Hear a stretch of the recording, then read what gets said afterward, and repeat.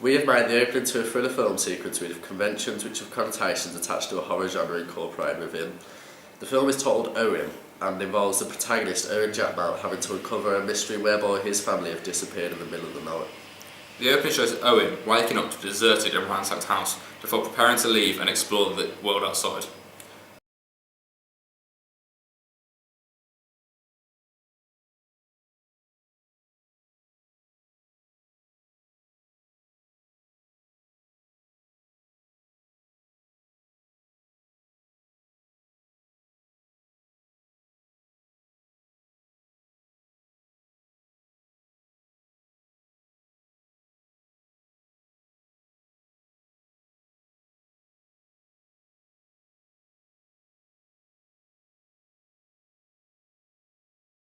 The opening film sequence used, develop or challenge forms and conventions of real media products. Our opening film sequence is part thriller, part horror because it takes up the storyline and plot of both genres. The opening creates suspense as the character is shown as anxious as his home is shown as lifeless before he leaves the house to explore further. The main plotline focuses on a mystery which needs to be discovered. In our case, that the protagonist has to solve what has happened to his family, where they have disappeared to the extent of danger he or his family is in. By looking into post-apocalyptic thrillers, we utilise the emphasis on darkness and isolation. This can be seen in films such as I Am Legend or The Road. As per majority of action thrillers, we used a young male as the main protagonist. This is to attract both men and women with the use of masculinity.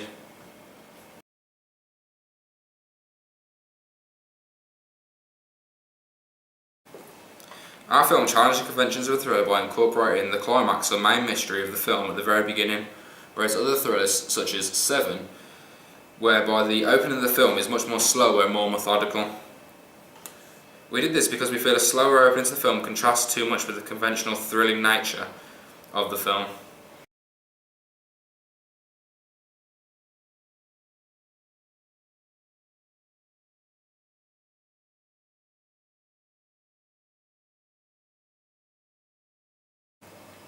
On the other hand, we had used inspiration from Seven as their opening scene. We used similar shots and the content of the protagonist going through a methodical routine.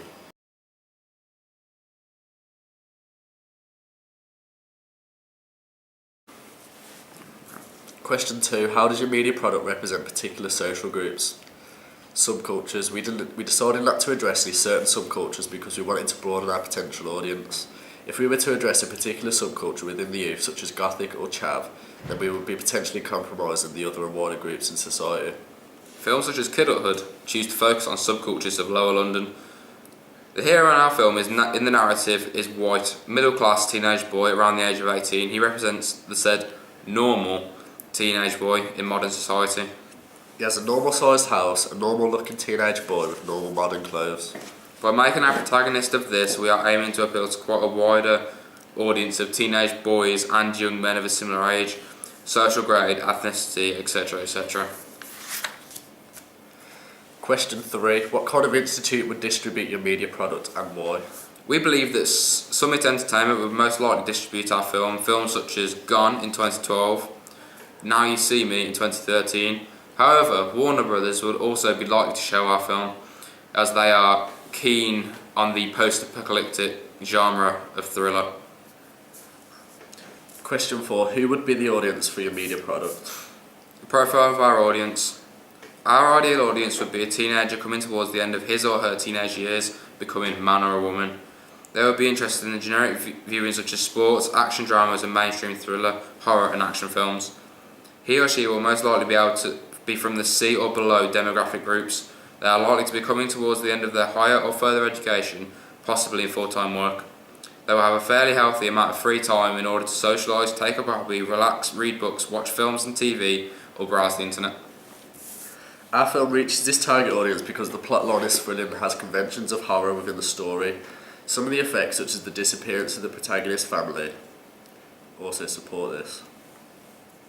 Question 5. How did you attract/address your audience? Looking at how to attract our target audience, we focused on ensuring that we had included all the elements that are stereotyped or expected of the thriller genre, particularly with the font choice throughout the titles, transitions between the titles, and shot choices throughout the opening scenes.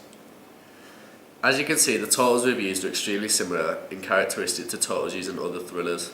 In particular, I Am Legend, The Road, which are both post-apocalyptic thrillers, as is our film. We really like the filters that we use as they create suspense and that particular edginess expected of this area of the thriller genre. Another approach we took was to use a young man as a protagonist.